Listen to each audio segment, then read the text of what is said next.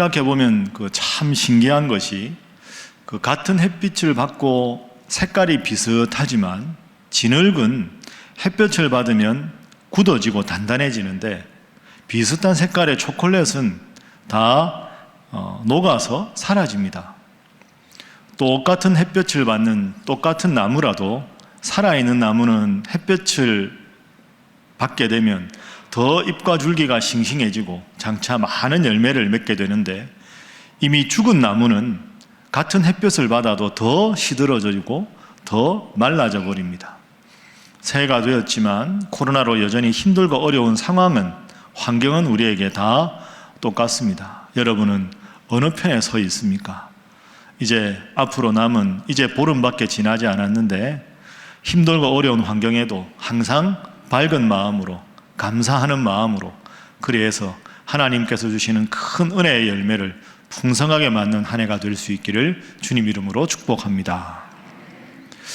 어떻게 하면 그렇게 살아갈 수 있을까? 같은 환경을 살아도 감사하고 은혜 중에 형통하고 열매 맺는 삶을 살 수 있는 비결이 무엇일까?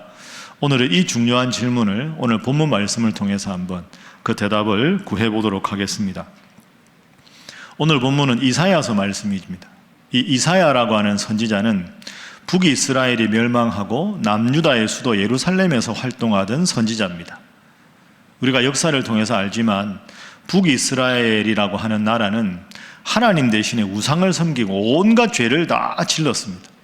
모든 죄를 다 저지르다 보니까 하나님의 진노를 사서 나라가 멸망당하고 말았습니다. 그리고 이제 북이스라엘이 멸망당하고 남유다만 남았을 때 이사야 선지자가 외치는 겁니다. 하나님 대신에 우상을 섬기고 하나님 말씀대로 돌아오지 않고 온갖 죄를 지으니 북이스라엘이 멸망한 것처럼 우리도 하나님 앞에 돌이키고 회개하지 않으면 이 나라 남유다도 머지않아 멸망하게 될 것이다. 그런데 안타깝게도 남유다가 하나님께 돌아오지 않습니다. 그래서 결국 남유다가 바벨론에게 멸망을 당합니다. 여기에 문제가 있습니다. 하나님 앞에 죄를 지어서 남유다가 멸망을 당했는데 남유다 사람들은 그렇게 스스로 돌아오지 않는 겁니다. 우리가 하나님 앞에 죄를 지어 나라가 망한 게 아니라 우리가 믿는 하나님, 바벨론이 믿는 마르둑, 이 신끼리 전쟁에서 마르둑 신이 이긴 것 아니냐. 그러니까 하나님 탓으로 돌리고 자신들의 잘못이라고 생각하지 않습니다. 그래서 오늘 본문이 이제 43장인데 이사야 40장부터는 분위기가 바뀝니다. 이 질문에 대해서 이사야가 두 가지로 대답을 합니다. 이 나라는 하나님을 벗어났기 때문에 하나님께 등을 돌려서 망한 것이지 하나님이 마르둑에게 진 것이 결코 아니다. 이걸 한 가지 명확하게 밝히고, 두 번째가 중요한데요. 두 번째로 이사야 40장부터 이사야가 강조하는 것은 이 나라는 결국 이제 망해서 바벨론에게 속국이 되고 포로가 돼서 많은 사람들이 바벨론의 포로로 잡혀갈 것이다. 그런데 기한이 차면 하나님은 다시 이 나라로 백성들을 돌아오게 하고 이 나라를 부흥시켜 주실 것이다. 우리가 잘못했지만 하나님은 사랑의 하나님이라 영원히 이 나라를 버리는 법이 없고 다시 이 나라를 회복시켜 주실 것이다. 어떻게 보면 절망 속에서 희망을 외친 것이 이사야서 40장부터의 말씀입니다. 그래서 그 희망이 바로 오늘 본문 말씀에 잘 드러나 있습니다. 여러분 19절 20절을 화면으로 한번 보십시오. 보라 내가 새 일을 행하리니, 이 말씀은 이 나라가 멸망당하는 것으로 끝나는 게 아니라 다시 이 나라를 포로에서 돌아오게 해서 회복시켜 주겠다 하는 겁니다. 너희가 그것을 알지 못하겠느냐? 반드시 내가 광야의 길을 사막의 강을 내겠다. 지금 이 나라가 앞으로 망하게서 광야 같을지라도 사막 같을지라도 내가 광야의 길을 내어서 사막의 강을 내서 20절 모든 들짐승들도 그 넉넉한 물을 다 마시게 할 것이다. 내 백성 내 택한 자에게 마시게 할 것이다. 이 나라를 다시 회복시킬 것이다. 절망 속에서 하나님의 희망을 외치고 있습니다. 여러분, 그 옛날에 이사야를 통해서 말씀하신 그 하나님은 오늘 우리가 이렇게 섬기고 있는 같은 하나님이십니다. 여전히 코로나가 기승을 부리고 여러분의 삶이 힘들고 어려워도 절망을 희망으로 바꾸어 주신 그 남유다 이사야 당시의 그 하나님, 나의 하나님, 이렇게 믿으셔서 절망 가운데 희망을 외칠 수 있는 또 큰 은혜와 복을 받는 여러분 되시기를 주님 이름으로 축복합니다. 그래서 오늘 본문의 첫 번째 교훈은 바로 이것입니다. 한번 따라해 보시죠. 새 일을 이루시는 하나님. 그 옛날 이사야를 통해서 새 일을 이루리라 말씀하신 하나님이 오늘 힘들고 어려운 형편에 있는 나에게도 새 일을, 희망을 이루어 주신다 하는 거죠. 물론 우리가 성경을 읽다 보면 하나님은 때로 진노도 하시고 심판도 말씀하게 하시고 또 이스라엘과 다른 나라가 전쟁을 하면 이스라엘이 지고 다른 나라가 이기기도 합니다. 그러니까 하나님은 진노하시고 심판하시는 하나님의 면이 분명히 드러납니다. 그러나 성경에 보면 하나님의 가장 근본적인 속성은 따라하겠습니다. 사랑의 하나님, 사랑의 하나님, 사랑의 하나님이십니다. 여러분, 우리도 자녀들 키우지 않습니까? 자녀가 잘못하면 꾸지람을 합니다. 때로는 심하게 꾸중합니다. 조언도 하지요. 왜 그럴까요? 내 자식이라서 그렇습니다. 내가 사랑하니까, 사랑하는 자녀가 잘못된 길에 가서는 안 되니까 엄중히 꾸짖기도 하고 조언도 하는 거지. 나와 관계없는 아이라면 그렇게 할 이유가 없는 겁니다. 진노, 심판, 멸망을 말씀하시는 하나님은 기본적으로 우리를 사랑하시는 하나님이기 때문에 그렇게 말씀하신다 하는 거죠. 여러분의 인생에 지금 혹독한 시련이 있습니까? 참 힘들고 어렵고 이 고통이 언제 끝날지 몰라서 이 모진 고통 때문에 좌절하고 힘들어 하십니까? 새해가 되면 좀 나아지려니 싶었는데 보름이 지난 지금까지도 똑같고 어쩌면 더 상황이 안 좋아져서 좌절하고 낭망하고 계십니까? 그 옛날 이사야의 하나님은 절망을 희망으로 바꾸어 주신다고 약속하셨습니다. 그 하나님이 오늘 여러분의 하나님이 되셔서 하나님, 이사야에게 절망 가운데 희망을 말씀하신 그 하나님, 저에게도 희망으로 함께하여 주옵소서.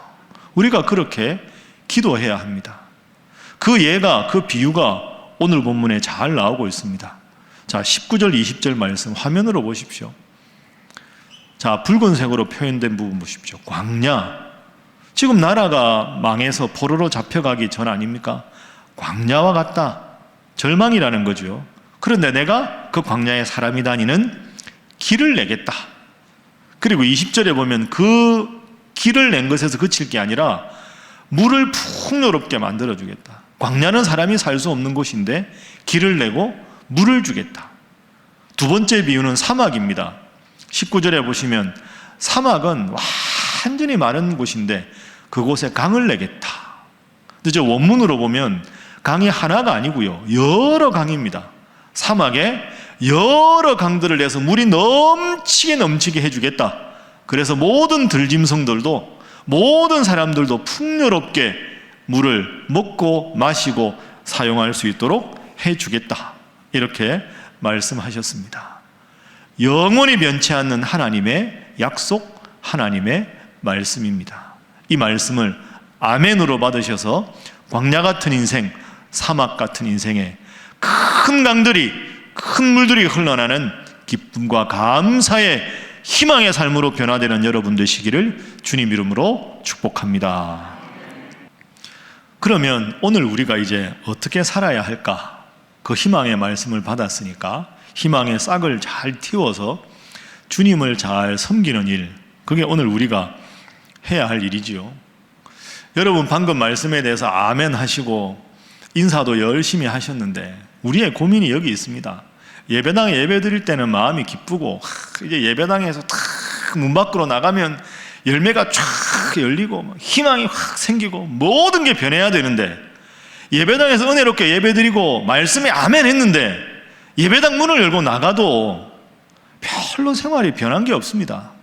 그래도 참아야지, 그래도 기도해야지, 월요일은 괜찮은데 화요일 되고 수요일 되고 목요일 되고 이러다 보면 점점 하나님께 받은 약속의 말씀은 다 잊어버리고 세상의 높은 벽 앞에서 여전히 한숨 쉬고 좌절하고 괴로워하고 답답해하는 세상 사람들과 전혀 다를 바 없는 그런 우리의 모습. 우리는 늘 이런 다람쥐 쳇발 기도는 이런 생활을 반복하고 있습니다. 어떻게 하면 이런 반복적인 영적인 매너리즘을 극복할 수 있을까요? 이게 저하고 여러분 똑같은 고민 아닙니까? 이게 참 저에게도 고민입니다. 어떻게 하면 해결할 수 있을까요? 제가 말씀을 준비하면서 이 고민에 대해서 여러 책들도 읽고 기도하고 자료를 읽었는데요. 한 책에서 이런 멋진 문장을 발견했습니다. 여러분도 꼭 쉬운 문장인데요. 꼭 앞으로 기억하십시오. 그 문장은 바로 이런 문장입니다. 하나님은 우리가 구하는 것을 다 주시되 늘 무엇으로 주신다? 씨앗으로 주신다. 한번 따라하겠습니다. 하나님은 씨앗으로 주신다. 다시 합니다. 씨앗으로 주신다. 여러분 그렇습니다. 어떨 때는 우리가 기도하면 바로 응답되는, 바로 기도의 열매가 맺어지는 경우가 참 기분 좋죠. 짜릿하고 감사하고.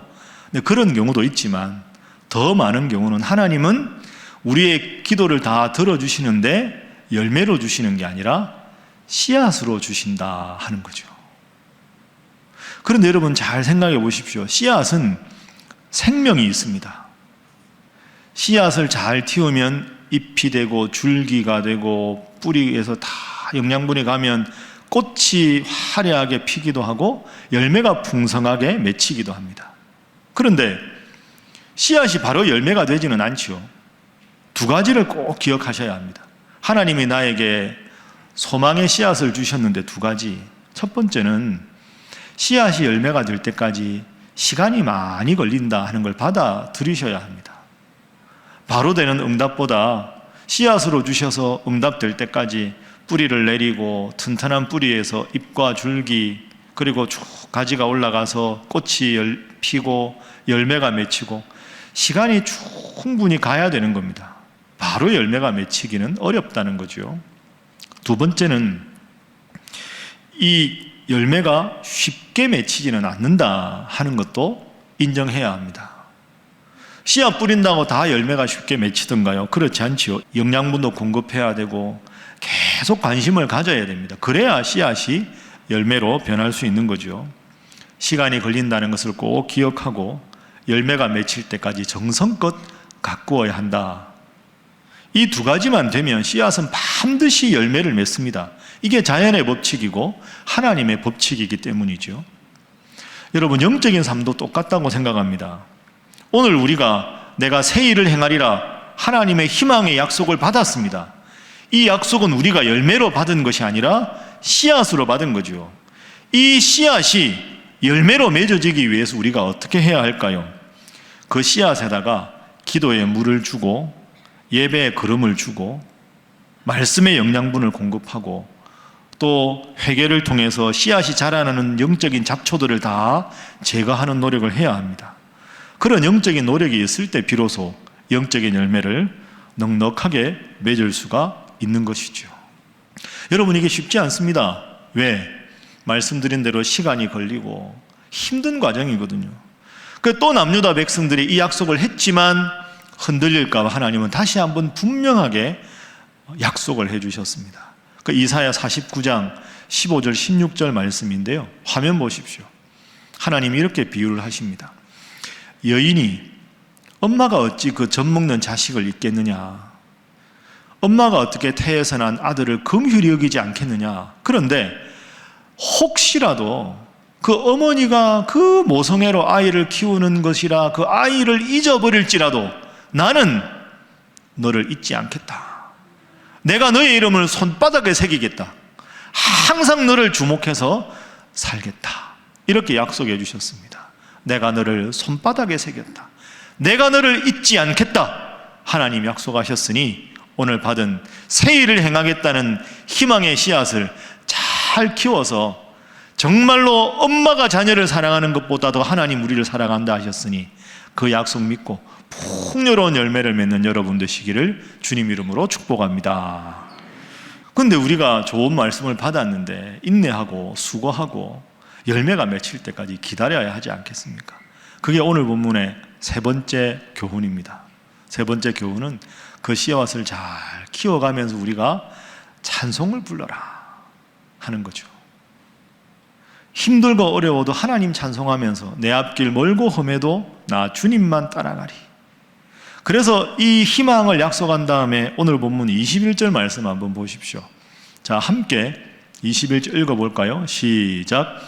이 백성은 내가 나를 위하여 지었나니 나를 찬송하게 하려 함이니라. 아멘. 그러니까 하나님은 씨앗을 주셔서 열매가 맺기까지 힘들다고 불평하지 말고 내가 반드시 열매를 맺게 해줄 테니 나를 믿고 힘들어도 찬송하며 살아라, 이렇게 말씀을 하신 겁니다.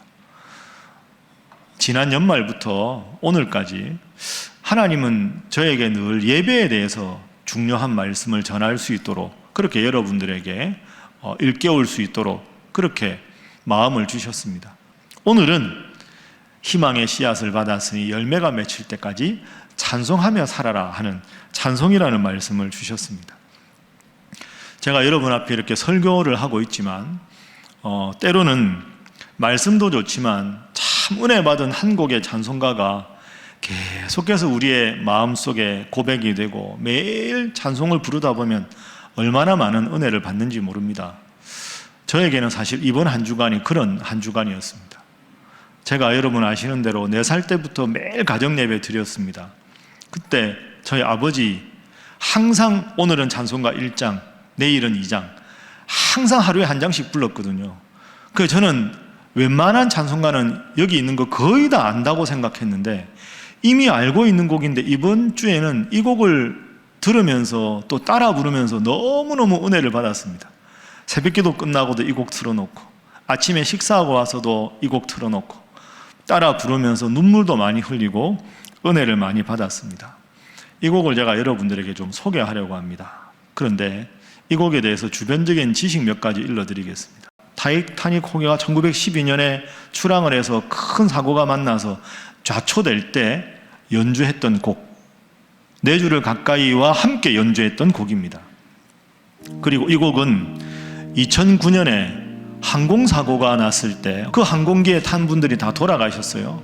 그 네덜란드 공항에서 추락사고로 숨진 분들을 애도할 때 연주되었던 그런 곡이기도 합니다. 마지막으로 영국의 식민지였던 인도, 여러분 아시는 대로 인도는 가장 대표적인 힌두교 나라입니다. 근데 힌두교 나라인 인도의 국경일 중에 공화국의 날이라는 국경일이 있는데 그 국경일마다 울려 퍼지는 곡이 찬송가입니다.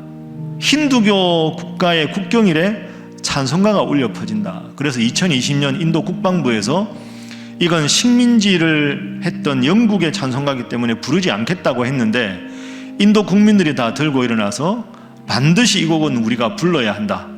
그렇게 해서 다시 이 곡을 부르게 되었습니다. 인도 사람들이 가장 존경하는 마하트마 간디가 영국에 유학 왔을 때 제일 힘을 얻고 위로를 받았던 곡이 바로 이 곡입니다. 여러분 궁금하시죠?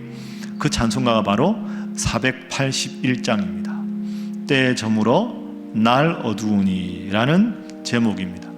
영어로 원래는 Abide with me, 주여 Abide with me, 나와 함께 하소서라는 그런 곡입니다. 궁금하신 분들 벌써 찬송가 펼치시는데요. 그 찬송가에 보면 작사하신 분의 이름이 나오는데 헨리 라이트라고 되어 있습니다. 저 헨리 라이트라는 분은 유명한 시인이고 성공의 신부님이셨습니다. 성공의 신부님은 결혼을 할 수 있죠. 그런데 그분이 평소에 아주 존경하는 선배 신부님이 큰 병에 걸리셨어요. 그분한테 위문을 갔는데 그 선배 신부님이 돌아가시기 전에 후배 라이트 신부님께 이런저런 영적인 조언을 하면서 계속 유언처럼 Lord, abide with me, 주여 나와 함께 하소서, 주여 나와 함께 하소서, 이 말씀을 계속 되뇌셨다는 거죠. 그 라이트 신부님이 주여 나와 함께 하소서, 그 문장이 너무 좋아서 늘 그걸 품고 있다가 어느 날 시인이니까 그걸 시로 썼습니다. 그런데 시로 써서 간직하고 있었는데 이 라이트 신부님도 큰 병에 걸려서 이제 하던 목회를 그만두고 휴양을 가게 되셨습니다. 그때 딸에게 내가 쓴 시인데 꼭 너 간직하면 좋겠다 하고 줬는데 얼마 있다가 돌아가십니다. 그래서 이 시가 유작이 돼버린 거죠. 따님이 이 시를 가만히 품고 있다가 그 당시에 참 영감 어린 곡을 많이 작곡했던 윌리엄 헨리 뭉크라는 작곡가가 있습니다. 그 작곡가에게 제 아버지의 유작인 이 시인데 이것으로 아름다운 찬송가 곡을 좀 써주십시오. 그래서 윌리엄 헨리 뭉크가 거기에 곡을 씁니다. 라이트 신부님을 생각하고 자신의 인생을 생각하면서 인생의 황혼, 원래 제목이 황혼이거든요. 그래서 우리 한글 제목이 때에 저물어 날이 어두우니 라고 하면서 이 곡을 완성합니다. 여러분, 이 곡의 가사를 보시면요, 하나님을 잘 믿는 사람이 죽음을 앞두고 내 영혼이 다하는 그 시간까지 하나님, 제 삶을 하나님께 위탁합니다, 이런 곡으로도 해석할 수 있고, 지금처럼 코로나가 갑자기 우리의 삶을 엄습해서 삶이 너무 지치고 피폐하고 힘들 때 하나님, 저를 도와줄 분은 하나님밖에 없습니다 하는 마음으로 우리를 깊이 위로해 주는 곡이기도 하고, 또 여러분이 힘들고 어려운데 누구도 내 마음을 제대로 헤아려 주지 못해서 너무 답답할 때 참 들으면 힘이 되는 은혜로운 그런 곡입니다. 우리 솔리스트가 이 곡을 부를 텐데요, 여러분들 가사를 잘 생각하고 아름다운 멜로디를 깊이 한번 느껴보면서 이 곡을 들어보도록 하겠습니다.